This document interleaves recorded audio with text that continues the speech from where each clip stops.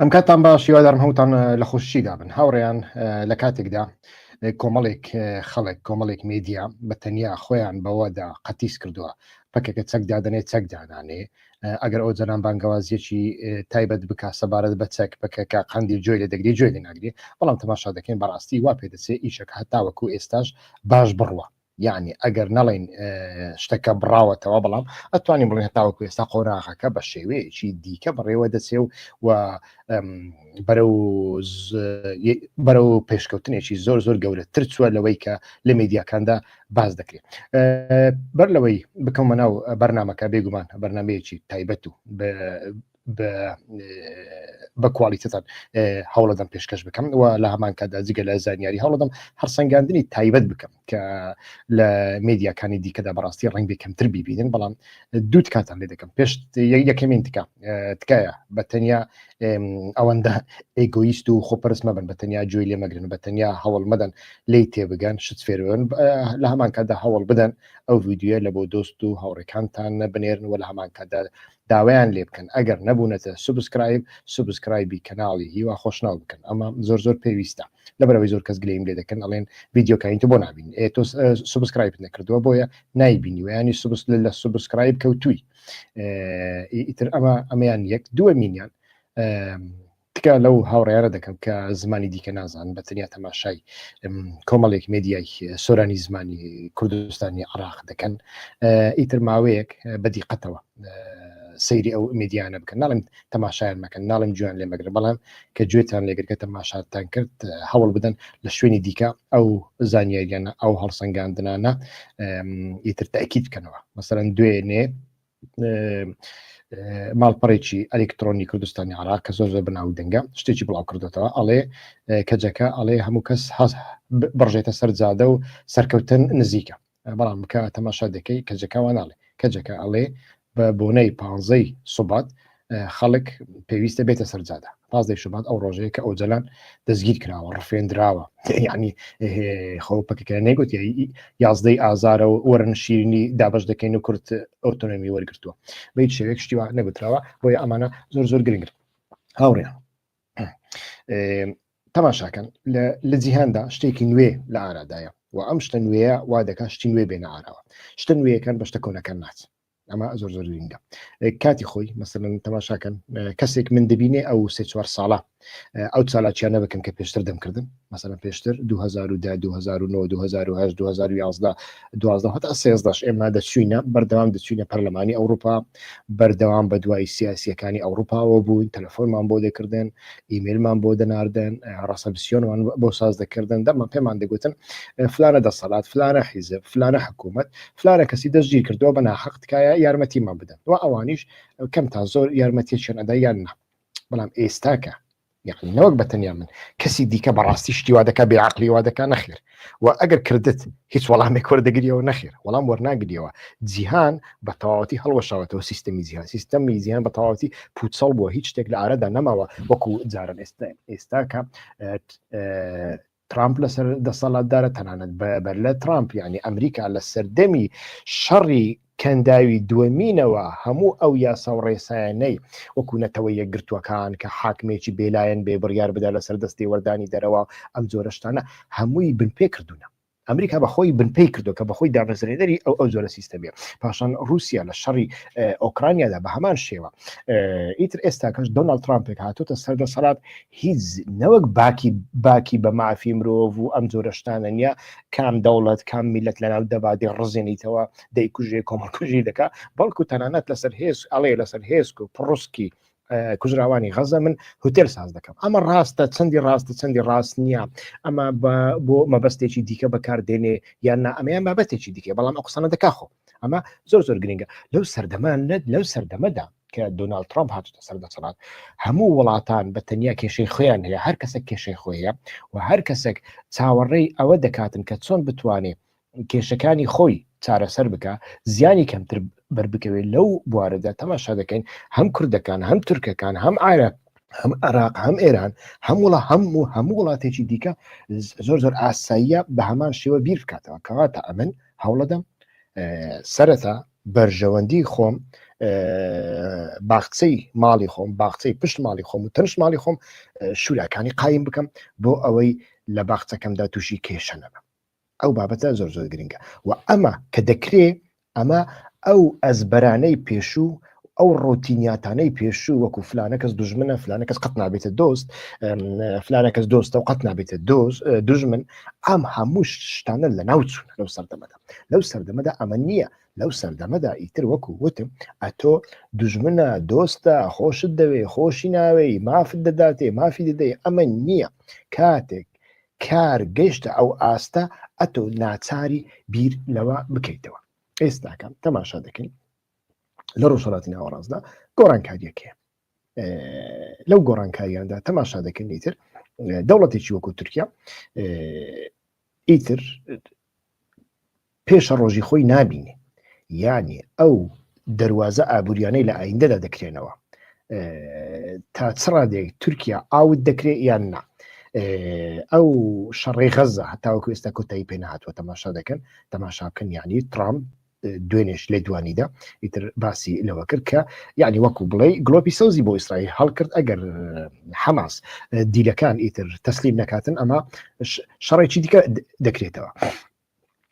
ئیتر ئەم جۆرە شتانە کە لە ئارادانا و رووسیا لە ڕۆژهەڵاتی ناوەڕاستدا لە سووریادا لە لیبیادا چی دەکات چی ناکە لە کاتێکدا ئەمانە دیار نیە، بەڵام لە کاتێکدا ئەمە دیارە کە دۆناڵد ترامپ بە ئاشکرا ئەڵێ ئێمە ئیتیفاقی ئیبراهیمی نوێ دەکەین. ئیتیفاقی ئیبراهیمی چییە؟ ئیتیفاقی ئیبراهیمی لە نێوان وڵاتانی کەندا و بێگومان مسر و مەغریبیشی لەناودا لەگەڵ ئیسرائیل. تورکیا ئێران تەواو لە سووریا ئاوت کراوە. ئەی جێگای تورکیا لەکوێیە؟ ئەمیان سەد دیار نییە. ها ڕاستە تورکیا لە سووریادا لە دەڕۆژی یەکەمیندا ڕۆڵێکی زۆر زۆر گەورەی هەبوو بە تایبەتی لە بواری ئاسایشدا. ئێستاکەش هەندێک ڕۆلی هەیە لە بواری ئاسایشدا، بەڵام تەماشا دەکەین هەروەکو لیبیا لە لیبیاشدا دوای ئەوەی قەزافی ڕووخا تەماشامان کرد تورکیا دەستکەوتی زۆر زۆر گەورەی هەبوون، بەڵام کاتێک مسر هاتە ناوێ و رووسیا هاتە ناوێ و ئیماراتی عەرەبی هاتە ناوێ لەو لاشەوە فەڕەنسا و ئیتالیا هاتنە ناو گەمەکە ئیتر ئەو ڕیسەی تورکیا بەشێکی زۆری بوو بە خوری. تەماشا دەکەین هیچی بە هیچ نەکرد هەتاوەکو ئێستا. لە بۆ هەندێک لە سووریاشدا تەماشا دەکەین ئەحمەد الشەرع لە دوای ئەوەی کە لەگەڵ هاکان فیدان و ئیبراهیم کاڵن بە سیارەی خۆی کە سیارەکەشی بەخۆی داهاژوت بە سیارەکەی خۆی ئەوانی بردن لە دیمەشق چوون بەیەکەوە قاویان خواردەوە لەبەر چاوی خەڵک. ئیتر لەو ڕۆژە بەدواوە وڵاتانی عەرەبی گوشارێکی زۆر زۆر گەوریان بۆ سەر جۆلانی ئەحمەد شەرع هێنا کە ئیتر مەترسی ئەویان لەسەر دروست بوو ئایا سووریا ناسنامەی عەرەبی لە دەست ئەدا یان لە دەست نادا، چونکە عەرەبەکان لە بیرتان نەچێ لە سەدەی پێشودا لە سەروبەندی جەنگی جیهانی یەکەمیندا عەرەب خوێنێکی زۆری ڕشتووە بە تایبەتی سعودیا تاوەکو عوسمانی لە ناوچەکەی خۆی دەرخستووە بەو شێوە بۆتە دەوڵەت، ئەگەرنا عەرەب خۆڵامی عوسمانی دەبوو. لەو چوارچێوەیەدا ئیتر تەماشامان کرد سعودیەکان بەڕاستیش هاتنە سەرخەت زۆر بەتوندیش هاتنە سەرخەت و ئەمە وای کرد ئەم جارە ئەحمەد شەرع سەردانی یەکەمینی ئەحمەد شەرع لە بۆ تورکیا نەبێ بەڵکو سەرەتا لە بۆ سعودیا بێ. تەنانەت ئەو نوێژەی کە 13 ساڵە ئەردۆغان دەیویست لە مزگەوتی ئەمریکەکاندا بیکە ئەو نوێژ هەتاوەکو ئێستا نەکراوە. سبەی دەکرێت ناکرێت ئەمیان بابەتێکی دیکە و بایەخێکی دیکەشی نامینێ. لەو وەزعدا بێگومان تەماشا دەکەین دەوڵەتی تورکیا ئیتر ناچارە هەڵوێستێکی ئاسایشی نوێ بگرێتە بەر، چونکە تەماشا دەکەیت لە سووریادا وەکو وتمان گۆڕانکاریەک هەیە هەتاوەکو ئێستا لە سووریادا ئەگەر چی تەماشای هەندێک هەڵسوکەوت دەکەین مەسەرەن لە هەندێک شوێندا هەندێک کارت و هەندێک هەدیە دراون بە ئەحمەد شەرع هێدیدانی پێدا دەنێن. یەک لەوانش ئەمانوێل ماکرۆنا کە داواتی دەکات لە بۆ پاریس کاتێک تۆ کەسێکی وا داوات دەکەی کەسێکە لە لیستی تیرۆردا بووە ئەلقاعیدە بووە داعش بووە دەیهێنی پاریس ئەوە ماتمانای ئەوەیە ئەتۆ دیارەکی زۆر زۆر گەورە و بە کەڵکی پێدێت، چونکە ئەمە پاریسە، ئەمە ڕیاز نییە، ئەمە ئەنقەرە نییە، ئەمە قاهیرەش نییە، ئەمە پاریسە. زۆر زۆر گرنگە ئەو شوێنەیە کە شارلی عەبدۆی تێدا قەتل و عام کراوە. لەو حاڵەتەدا لە هەمان کەدا ئەتۆ دەستی ئەحمەد شەرع دەکەوە لە بەرامبەر کورد، لە هەمان کەدا دەستی ئەحمەد شەرع دەکەوە لە بەرامبەر تورکیا، ئەوەی سعودیش دەکە بە هەمان شێوە، ئەوەی ئیسرائیلیش دەکە بە هەمان شێوە. لێرەدا ئیتر تەماشا دەکەین ئەمە سەبارەت بە تورکیا سەبارەت بە کوردەکانی هەمان شێوەیە. ئیتر تەماشا بکەن کەسێک ئەتۆ دەبێ بزانی ئێستاکە چێ ئەم کارە بەڕێوە دەبا کە دەست پێشخەری مطلقی پێدراوە لەلایەن کوردەکان ئەگەرچی هەندێک کورد پرتە بۆڵە دەکەن بەڵام ئەسڵ و ئەساسی نییە ئەو کارە بەڕێوە دەبا و دەست پێشخەری پێدراوە لەلایەن هەموو پەکەکە و لەلایەن دەم پارتی بە دەمیرتاشیەوە ئۆجەلانە و دەبێت تۆ لە بیرکردنەوەی ئۆجەلان تێبکەی ئۆجەلان پاشخانێکی ناڵێم ئێستا مارکسیە بەڵام پاشخانێکی مارکسی هەیە ناڵێم ئێستا ئانتی ئیمپریالیستە بەڵام پاشخانێکی ئانتی ئیمپریالیستی هەیە و ئۆجەلان یەکەمین جار کە دەستی داوەتە چەک ئەگەرچی لە بەرامبەر عەشیرەتی بوزاخ لە ناوچەی ئورفا شەڕی کردووە بەڵام لە دەرەوەی سنووری تورکیادا یەکەمین گولەکە تەقان دەبێ گولیان بە ئیسرائیلەوە ناوە شەڕی قەڵعەی شەقیق لە لوبنان تێگەی ئەمە زۆر گرنگە و ئەمڕۆکە تەماشا دەکەین نەوەک بە تەنیا ئۆجەلان تەنانەت کەسێکی وەکو محەممەد بن سلمان وانە کەس دەوڵەتێکی وەکو ئیمارات کە بە لانکەی ئەمریکا و بریتانیا دەناسرێ باشە ئەمریکا و بریتانیا 4 ساڵ بەر لە ئێستا 5 ساڵ بەر لە ئێستا بۆ خۆیان نزیکی چین و رووسیا کردەوە لەبەر ئەوەی ترامپ بە ئاشکرا دەیگوت ئەگەر ئێران هێڕشت بۆ بکە من بەرگریت لێ ناکەم پارەم پێ بدە سوکایەتی پێ دەکرد مەلیکی ئۆردن پاشا عەبدوڵڵا کە زاوای ئینگلیزەکانیش وانە باوچی بزانە چۆلای ترامپ چ دەردێکی پێکرد کە هاتە دەرەوەی تر گێژ و هێژ بوو یعنی کەم بوو بکەوێتە خوارەوە فلیمی دەسووتان لە سەردەمێکی وادا دەژین ینی ئەمە نەوەک بە تەنیا ئۆجەلان بەڕاستیشتان پێ بڵێ هەموو ناوچەکەی تر لەو سەردەمەدا هیچ باوەڕیەکی بەوە نییە کە ئەمریکا بیپارێزی ئەو سەردەمە تێپەڕی ئەمریکا متفق خۆی پارێزی بریتانیا متفق خۆی پارێزی رووسیا متفق خۆی پارێزی رووسیاش ئەسەدی نەپاراست وانە رووسیا نەیتوانی ئەسەد پارێزی بەڵێ دەیتوانی نەیکردی نەخێر نەیکرد دنیا گۆڕاوە لەو سەردەمانەدا ئەتۆ چیەکەی یعنی من لە بەرنامەکانی پێشوشدا باسم کردووە ئەمەی بەنسبەت ئیسرائیل باز دەکرێت و هەندێک کەسی هەندێک کوردی بێعەقڵ و بێ ڕوانگە و بێ استراتیژ و بێ ئەوەی ئەلف و بێک لە سیاسەتدا بزانن کە دەچن لە شاری کۆلن گوایە لەگەڵ ئیسرائیلەکاندا خۆ پیشاندان دەکەن کە یەک ئیسرائیلیش لەوێ نیە ئەمانە بەخۆیان ئاڵای ئیسرائیلیش بەرز دەکەن لە پەنای ئاڵای کوردستان ئەمانە ئەسڵ و ئەساسی نیە ئەو حکایەتانە ئەسڵ و ئەساسی نیە یان پرۆژەی داود دێتە کوردستان و دێتە عێراق و دێتە ئیران و دێتە لیبیا و دێتە تورکیا و نازانم ئەمانە ئەسڵ و ئەساسیان نیە ئەمانە شتێکی جیۆپۆلیتیکی ئێستادا لە بۆ ئەمە دەست نادا ئیسرائیل خەریکی غەزەی پێچ بۆ چارەسەر ناکرێ هەموو هەوڵێکیدا بۆ ئەوەی دانیشتوانی غەزە بچنە دەرەوە ناچنە دەرەوە ئەچن لەسەر کاولەکانیان دەژین کاولەکانیان نوێ دەکەنەوە ئەو خانوانی کە بەسەریان داوێران کراوە ئەو خانوانە ئێستا هەمویان نوێ دەکەنەوە کەس ئامادە نییە بچێتە لە دەرگای قاهێرە بدا و بڵێ سنوورەکەم بۆ بکەوە شتیوان ناکەنیان کەواتە ئیسرائیل نەیتوانی و بگاتە ئامانجەکەی لێرەدا نامانەوێت چەپڵە لە بۆ حەماس لێ بدەین نا بەڵام مەبەستمان شتێکی دیکێ کەواتە لێرەدا هیچ جگە لە ئیتیفاقی ناوخۆیی هیچ ڕێگایەکی دیکە نە لەبەر کوردەکان هەیە نە لەبەر تورکەکان هەیە وەلە بواری شەڕی چەکداریەوە تەماشا دەکەین ئیتر ئەو وەزعی پەکەکە دەبینین ئەوە 10 ساڵە پەکەکە لە ڕووی شەڕی چەکداریەوە چی کردووە چی نەکردووە یەک هەنگاوی بەرە پێشەوە دەناوە ئەوەی هەیبووە لە شەڕی خەندەقدا دۆڕاندوێتی لە بواری سەربازیدا لە ڕۆژ ئاوادا لە سای شەڕی داعشدا هەندێک پێشکەوتن هەنە بەڵام ئێستاکە تەنانەت گەورەترین دۆستن وەکو ئەمانوێل ماکرۆن بە ئاشکرا ئەڵێ دەبێ کوردەکان ئاوێتەی ناو سوپای تورکیا بکرێن دەوڵەتی نوێی سویەش دەبینین هەتا وەکو ئێستا نەوە کورد هیچ کەسێک یعنی ئۆپۆزیسیۆنێکی جددیشی داوەت نەکردووە چ لە بۆ کۆنفرانسی دەستور چ لە بۆ حکوومەتەکەی تەماشا دەکەی یەک کوردیتیان نییە ئەمەیان زۆر گرنگە لێرەدا تەماشا دەکەین ئەوەی کە دەردەکەوێت ئەمەیە ینی شتێکی ناچاری لە بۆ هەردوو لایەندا هەیە ئیتر لە ڕۆژهەڵاتی ناوەڕاستدا گۆڕانکاریی زۆر گەورە بەجێوەیە یان ئەوەتە تورک و کوردەکان ئەوەی لە غەزە ڕوویدا دووبارەی دەکەنەوە کە حتا حدێکی ئەمەشکراوە لە شەڕی خەندەق جیاوازیی لەگەڵ شەڕی غەزەدا نەبوو لەسەر شەڕی خەندەقدا یەک وڵات بە جواب هات لە دژی تورکیا نەخێت سعودیا هەندێک بۆڵی کرد بەڵام ئەویش پەیوەندی بە مەسەرەی کوشتنی جەمال کاسوکچیەوە هەبوو کە تورکیا لە بەرامبەری بەکاردێنێت. ئەگەر ئێستا دووبارە بێتەوە ئەمە کەس ئەوە ناکە. ئەوەی سووریاش وەکووتم باسم کرد ئیتر هەتاوەکو ئێستا وەزعکە چۆنە ئەمە دیارە. یعنی تەماشا دەکەیت بەڕاستی نازانین کە دۆناڵد ترامپ چی دەکات چی ناکە، کەینێ دەکشێتەوە، چۆن دەکشێتەوە یان ناکشێتەوە. ئەم پێم وایە بە هەر شێوەیەک بێ، ینی هەوڵیشی زۆر هەدا بکشێتەوە. لەو حاڵەتەدا ئیتر تەماشا دەکەیت کوردەکان و تورکەکان هیچ چارەیەکیان نەماوە، یان ئەوە تا لە بەرامبەری یەکتری وەکو ئیسرائیل و حەماس شەڕ دەکەن، هەردووشیان یەکتری لاواز دەکەن، یان ئەوە تا لەگەڵ یەکتری ئیتیفاق دەکەن. شەڕێکی وەکو غەزە ئەگەر بکری ئەمجارە لەکوێ دەکرێت؟ خۆ لە نووسێبین و جزیرە ناکرێت، چونکە لەوێ پەکە نەماوە چاڵ بکۆڵێ و خەندەق لێ بدا و ئیتر دادگای شۆڕش دروست بکا و ئەم جۆرەشتانەوە نیە. لەکوێ دەقەومە؟ لە سووریا دەکەن. بەڵام وەکووتم لە سوور و دیاربەکر و ئامەد ڕێگەیاندا، چونکە بە سنووری نەتەوەی دەوڵەتی تورکیایە، دەوڵەتی تورکیا ئەندامی ناتوێ ئاڵێ چەکدار هاتوونە لەوێ بە زۆر دادگایان داناوە، بەبێ ئیجازەی من دادگایان داناوە، مەکتەبیان داناوە، چاڵیان لێداوە، گومرگیان داناوە،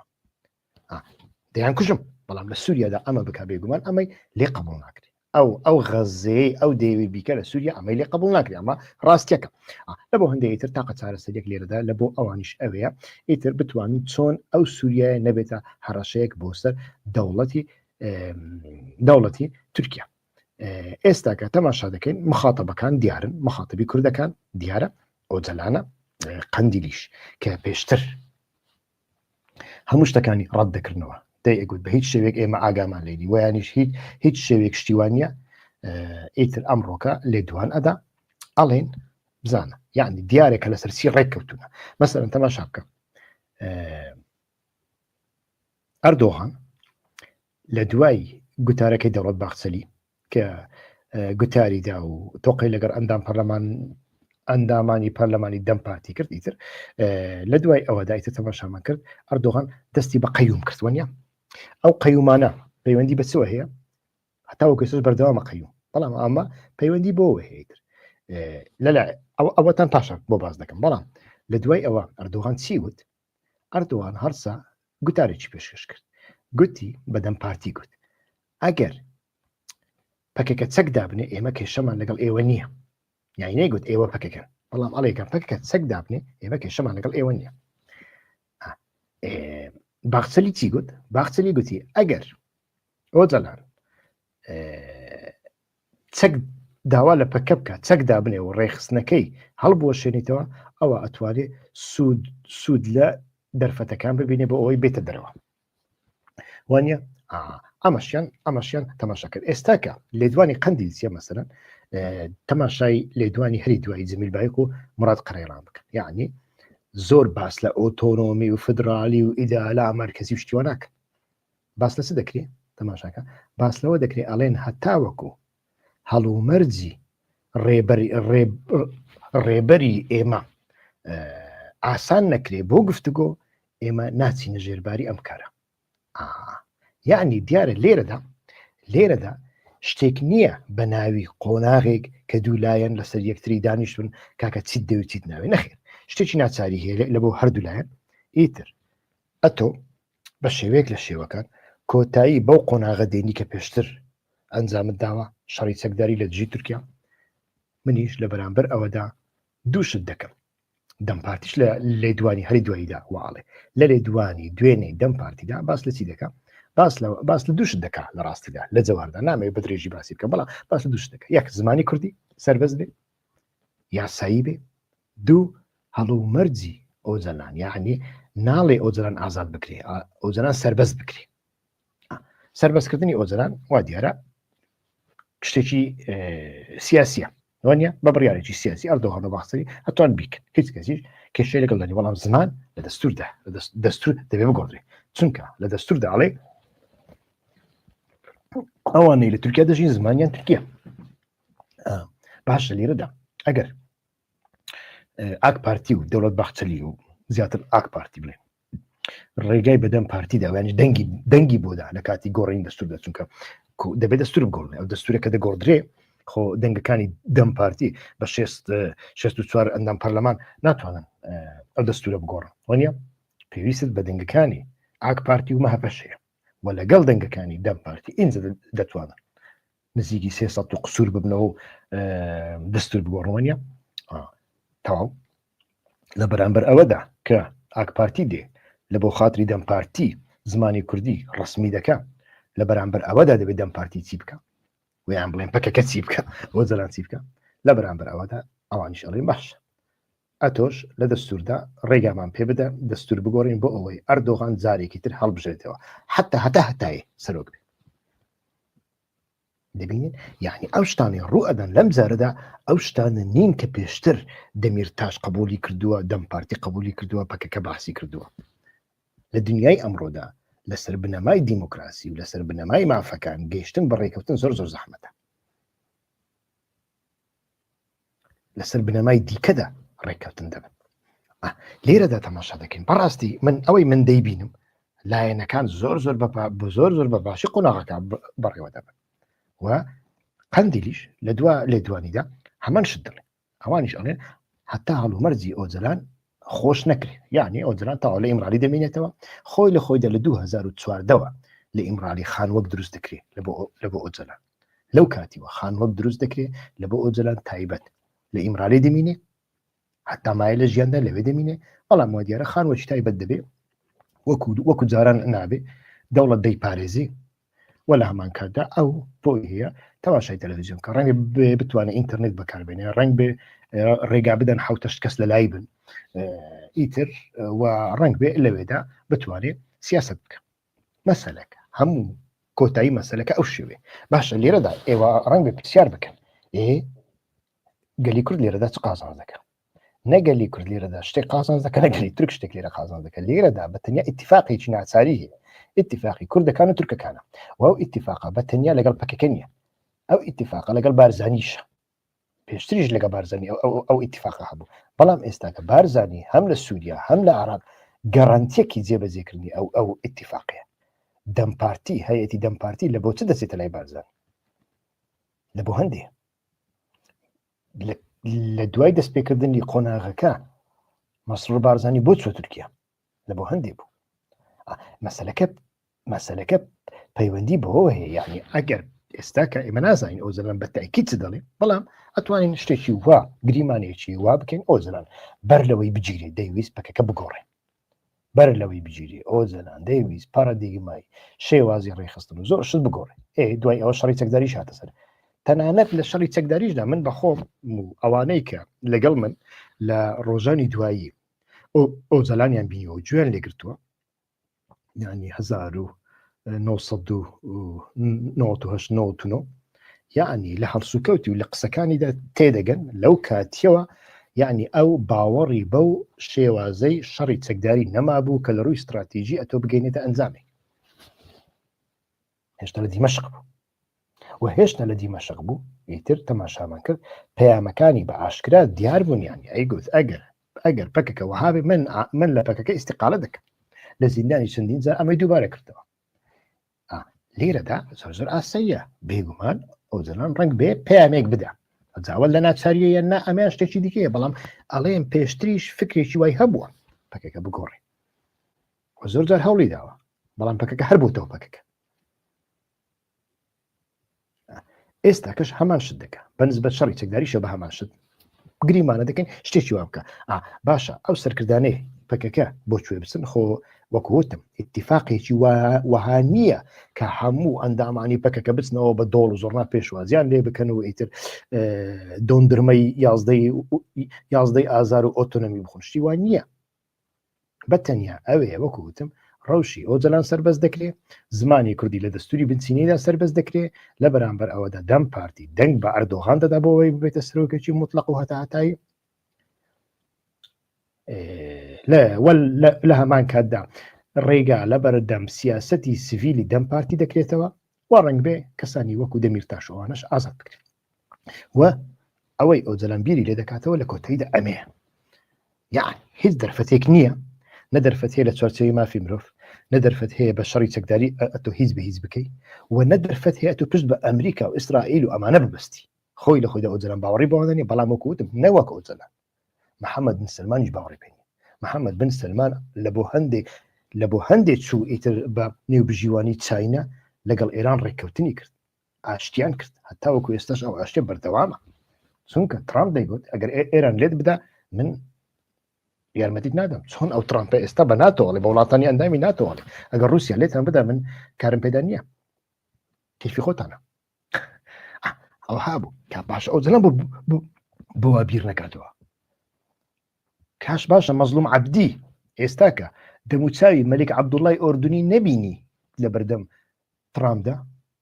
لە چەند ڕەزارەتێکدا دەژیە. باشە مەزلوم عەبدی و ساڵح موسلیم و ئەوانی دیکە جویان لە سیسی نییە، لە عەبدولفەتاح سیسی کە ئەڵێ ناچم لەگە ترامپ کۆنابمەوە، چونکە دەزانی سوکایەتی پێ دەکەم. لەوە حاڵەتەدا تۆ یەک ڕێگات لە پێشە، ئەو ڕێگایش ئەوەیە کە ئەتۆ بتوانێت لەگەڵ دەوڵەتی تورکیادا ئیتیفاقی بکەیت. بەڵام ئەو ئیتیفاقە نییە وەکو 11 ئازار و ئەمانە. ئەمە بەو شێوەیە لە کۆتاییەکەیدا چ دەبێت؟ لە کۆتاییەکەیدا وەکووتم ڕێگا لە بەرامبەر سیاسەتی سیڤیل دەکرێتەوە. ئەردۆغان چۆن بیر دەکاتەوە؟ ئەردۆغان هیچ بیر ناکاتەوە. ئەردۆغان کورسی سەر و کۆماری لێ نەستینەوە و هیچ هەڕەشەیەکی لێ نەکەی کە لە ئایندەدا دەیدێ دادگا، چونکە وە لەسەر کورسی سەر و کۆماری نەمینێ دەبێت بچێتە بەردەم دادگا. ئەو گەندەڵیانەی ئەردۆغان کردوێتی کەم نییە، دەبێت بچێتە بەردەم دادگا. ئەگەر لایەنێک هەڕەشەی ئەمە لە ئەردۆغان نەکە، ئەردۆغان کاری بە هیچ دەنگە یا ڕەبی 50 کوردستان دروست ببێ، هیچ کێشەی ئەمە نییە. بۆ دەوڵەت باخچەلی ڕەنگ بێ ئەمە کێشە بێ. دەوڵەت باخچەلی کەسێکە ڕاوێژکاری باشی هەیە وەکو ئەردۆغان نیە. ئەردۆغان و ڕاوێژکارەکانی بەتەنیا وەکو ڕاوێژکارەکانی کوردەکانی عێراق، کەسی ماستاوسی، کەسی بێ ئاست، کەسی بێ ئیرادە، کەسی بێ فکر، لە پێناو هەندێک بەرژەوەندی مادی لە دەوروبەری سەر و کۆبوونێتەوە. بەڵام ئەوەی باخچەلی وانە، ئەوەی باخچەلی بەڕاستی ڕاوێژکاری زۆر بەهێزی هەنا و لە بواری سیاسەتی دەرەوەدا ئەمانە زۆر بەتوانانە. حتمما راپۆرتی زۆر گرنگیان پێداوە، زانیاری زۆر گرنگیان پێداوە، وەزعی جیۆپۆلیتیکی نوێ و نادیاریەکانی هەموو پێداوە. ئیسرائیل چی دەکات؟ بەریتانیا چی دەکات؟ رووسیا چی دەکات؟ لە ناوچەکەدا ئیتیفاقی ئەمریکا و رووسیا بکرێ لەسەر ئۆکرانیا چی دەبێت؟ ئەمانە هەمووی دەزانن. و لە سووریادا ئیتر بە ئاشکرا هەموو دنیا ئەڵێتن ڕێگات پێرادەین ئەتۆ بە چەک هێزەکانی سووریای دیموکراتیک لەناو ببێت. ئەوە دەبێت لە ڕێگای شامەوە، لە ڕێگای دیمەشقەوە هەڵ بکرێت. دەوڵەتی تورکیا ئەمەی زانیوە لەو چوارچێوەیەدا ئیتر هەنگاوی هەوێت ئەوە باخچەری. بەڵام وەکوتم ئەوەی ئەردۆغان شتێکی دیکەیە و ئەمەی ئەردۆغان ئێستا دەیکا ئەو هەموو قەیومانە فڕێدەداتە سەر جەهەپە و دەم پارتی بەتەنیا لە بۆ ئەوەیە پێیان دەڵێ بە ئاشکرا کاکە ئەڵێ ئێمن لەگەڵ ئۆجەلان ئیتیفاقم کردووە، بەڵام ئەوە ئیتیفاقێکی معافی مرۆڤ و دیموکراسی و باشبوونی من و لە خۆگەڕانەوە شتیوان نییە. من دەبێت بمە دیکتاتۆر، حکم لە دەستی خۆم بگرم هەتایە. لە بۆ هەندێ هەڵ هەستن ئێوەی کوردی دەم پارتی و ئێوەی ئەتا تورکچی چەپی تورک نەچەند ئیتیفاق بکەن لەگەڵ یەکتری لە بۆ هەڵبژاردن شتیوانەکەن. ئەکرەم ئیمام ئۆغڵوش لە سیاسەت دوور دەخەمەوە، دەمیرتاشیش سزای سیاسی دەخە بەسەر با لە زیندان بێتە دەرەوە. بەڵام لێرەدا وەکوتم ئەوەی ئۆجەلانش بیری لێ دەکاتەوە ئەمێ ئۆجەلان ئاڵێ تەمەنی کۆتایی تەمەنیەتی و دەبێت دوا قسەی خۆی بکە، مۆری خۆی لە پەکەکە بدا، پەکەکە بگەینێتە وێزگەی دوایی خۆی. ئەو شەڕە چەکداری لە 84ەوە دەستی پێکردو بیگەینتە قۆناغێکی خۆی. لێرەدا دوو کلیل هەنا من باسییان دەکەم. دوو کلیل زۆر گرنگن ئەوانەی ئۆجەلانیان ناسیب و حرەکەتی کوردیان ناسیب ڕەنگ بێ هەست بۆ دوو کلیلە بکەن کە یەکێکیان پەیوەندی بە چەکەوە هەیە، ئەوەی دیکەیان پەیوەندی بە ئایندەی تێکۆشانی سیاسی کوردەوە هەیە. یعنی کەسێکی وەکو دەمیرتاش بەتەنیا بە تویتەرێک دەتوانانی 1 ملیۆن کەس لە دیاربەکر کۆبکاتەوە، وایە؟ دەمیرتاش دوێنێ لە زینداندا توانی لە بەرلین کۆمەڵەیەکی زۆر گەورە دروستکە، کۆمەڵەیەکی کولتوری، نازانم بیستان لە هەواڵەکان دەیەن. ئەوە دەمیرتاشە. یعنی کەسێکە بەڕاستی لە بواری سیاسیەوە خۆڵکێکی زۆر تایبەتی هەیە و زۆر دیینامیکە، زۆر ئەنەرژیکە و سەمپاتیەکی زۆری هەیە و تاقە کەسێکە کە بیانی لەناو کووردا لە ئۆجەلانی زیاتر توانی بیتی لەناو تورکەکاندا سیاست بکە، لەناو هەموو کۆمەلگای تورکیا لە سیاست بکە. ئەو دەمیرتاشە بێتە دەرەوە ئەگەر سزای سیاسیشی لەسەر بەیانی بۆی نەبێ بێتە سەرۆکی حیزب ئەم جۆرە شتانە و یانیش بۆی نەبێ خۆی هەڵبژێری لە بۆ سەرۆک کۆماری. حتمما ئەردۆغان ئەدەکا لە بەرامبەر ئەکرەم ئیمام ئۆغڵو سەرۆکی شارەوانی ئیستانبولیش کە 3000 لە هەڵبژاردندا لە بەرامبەر ئەردۆغان بردووتیە و لە بەرامبەر ئەویش دەکات، چونکە کاندیدی هەری گەورەی بەرامبەر ئەردۆغان ئەکرەم ئیمامۆغڵو دەبێت لە بەرامبەر ئەویش ئەوە دەکات لە بەرامبەر دەمیرتاش ئەوە دەکات بەڵام ڕەنگ بێ لەو قۆناغەدا دەمیرتاش دەبێت بێتە دەرەوە بەپێی تەخمینی و ئەوە دەمیرتاش ئەگەر هاتە دەرەوە لە ئایندەدا ئەردۆغان خۆ هەتای نامری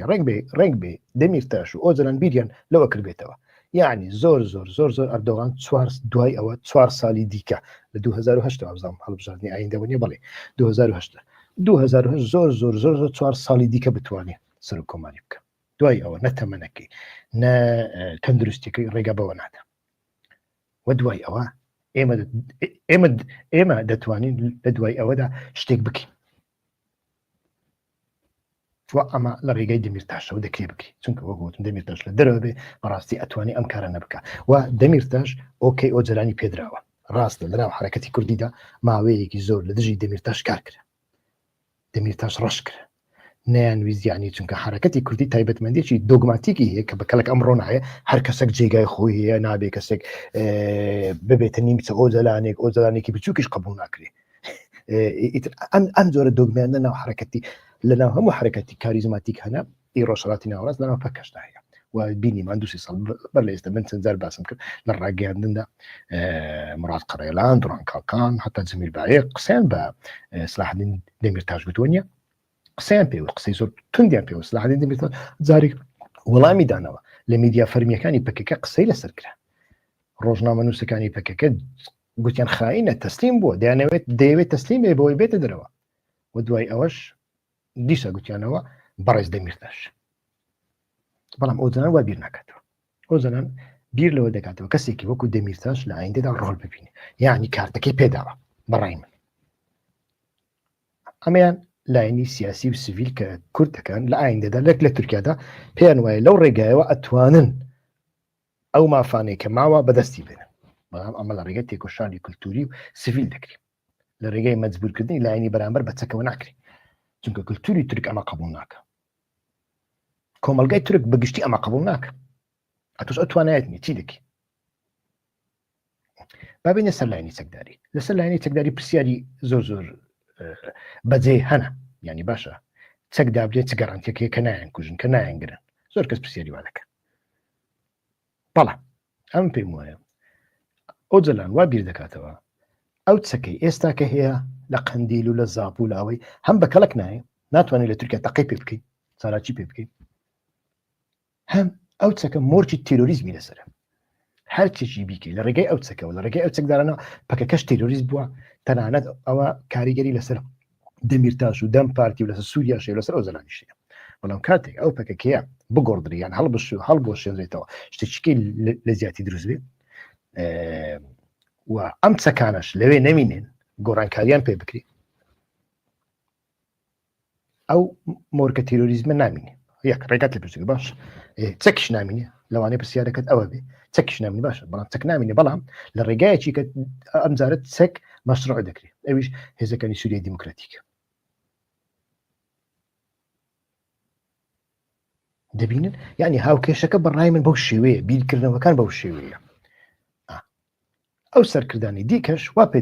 پێدەچێت ئامانەتی مەسعود بارزانی بکرێت ئەو سەرکردانی کە ناتوان بستنە ناو تورکیا و ناتوان بەشداری سیاسەتی سیڤیل بن کەسێکی وەکو جەمیل بایق خۆ بچێتە ناو تورکیا زۆر مەترسیدارە ئۆجلان بەخۆی پێم وانییە لە ئیمرالی بێتە دەرەوە باشە جەمیل بایقیش ئەگەر بچێتە ناو تورکیاش دەبی بیبێ ئیمرالی ئێنەچی باشترە لە کوێی دانەی لەوانەیە جەمیل بایق بەخۆشی نەیهەیە بێتە ئەوروپا نەیهەیە بیبنە یابان و ئوسترالیا و ئەمریکا دەیەوێت نزیکی کوردستان بێ ئەگەر مەترسیەک ڕوویدا قۆناغەکە تەواو پێچەوانە بوو وەکو 2015 بتوانانی فریا بکرێت ئەمە شێوانە لەو حاڵەتەدا ڕنگ بێ سازشەکە ئەمە بێ کە ئەمانە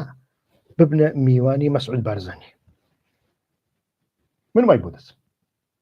بۆ دەچم خۆی لە خۆیدا من چەند جەنەڕاڵێکی ترک لەو ماوەیەدا قسەیان کرد گوتیان حرەکەتی کوردی بەگشتی لە هەموو پارچەکەندا خۆی لە خۆیدا بەرەو بارزانی بوون دەچێ بارزانی لە شیۆر ئەو معنای هەیە وا باشە حرەکەتی پەکەکەش ئەوەی دەمینێتن بارزانی لە شمیش ببی یعنی ببێتە بارزانی زۆر کەس لەوانەیە بڵێن ئەمە چۆن دەکرێت پەکەکە ئەو تایبەتمەندی هەیە کە بچێت شوێنێک بەڵام لە هەمان کادا ئەو تایبەتمەندیەشی تێدا هەیە کە زوو خۆی کۆ بکاتەوە خوز زوو خۆی گەورە بکە ئەو تایبەتمەندیشی هەیە وانە لە 2011 لە سووریا چی هەبوو هیچ چ دروستکرا 100,000 چەکدار دروستکرا چۆن دروستکرا پەکەکە لە شەنگال چی هەبوو هیچی نەبوو چی نارد حوتەش کەسی ناردن کە چەچیان پێ نەبوو ئێستا شەنگال لە بەدەستی پێکەدایە یعنی ئەو شتانە هەنا دەبێ ئینسان ئەمە تێبگە لەمە تێبگە یعنی ئەو تایبەتمەندیانە هەنا ڕەنگ بێ پێ دەچێ ڕۆلی بارزانی لێرەدا ئەمە بێ حتا ڕۆلی تاڵەبانیش چونکە ئیتیفاقەکە ئیتیفاقی کورد و تورکە اتفاقی ناچاری کورد و تورکە و دووە ڕەنگ بێ تورکیا بە خۆشی بیهەوێ سلێمانیش لەناو هەمان شتدا بێ لەناو هەمان ئیتیفاقدا بێ بۆ ئەوەی ئیتیفاقەکە خرانەکە ئایا ئەمە تەواوی تابلۆکێ وەها دەڕواتە سەری نەخێر چونکە لە ناوچەکەدا وەکو وتمان ئاکتۆری دیکە هەنا ئێران هەیە ئێران هەتاوەکو ئێستاش توانای تێکدانی گەمەی زۆر بەهێزی هەیە رووسیا هەیە تاوەکو ئێستاش توانی ئەو بکە ئیتر مەسەلەکان هەمویان بەو شێوەیە لەسەر سووریا هەندێک گۆڕانکاری هەندێک دەمووی زیاتر قسە بکەم بەڵام ئەوە 45 دقیقە قسە دەکەم ناوێ لەمە زیاتر قسە بکەم سوپاسدانەکەم کە تاوەکو ئێستا لەگەڵمدا بوون زۆر سوپاسدانەکەم کە تاوەکو ئێستا لەگەڵماندا بوون کە ئەو بەرنامەیە دەبینن تکایە بیر لەوە بکەنەوە لایک بکەن کۆمنتێک بنووسن ئەگەر بە 2.6 بێ لە هەمان کاتدا تکایە 2 دووبارەی دەکەمەوە هەوڵ بدەن لینگەکە لە بۆ دۆست و هەواڵانتان بنێرن و پەیامێکی کورتیشی لەگەڵ بنێرن کە تەماشای ئەم بابەتانە بکەن و لە هەمان کاتدا کەناڵی یوتیوبی هیوا خۆشنە و سوبسکرایب بکەن بۆ ئەوەی لە ڕێگای گوگل ئاکاونت هەر کاتێک من کارێکم کرد لەو کەناڵەدا ئیتر گوگل ئاکاونت لە ڕێگای تەلەفۆنەکەتان یان لە ڕێگای ئیمەیلەکەتان ئاگدارتان بکاتەوە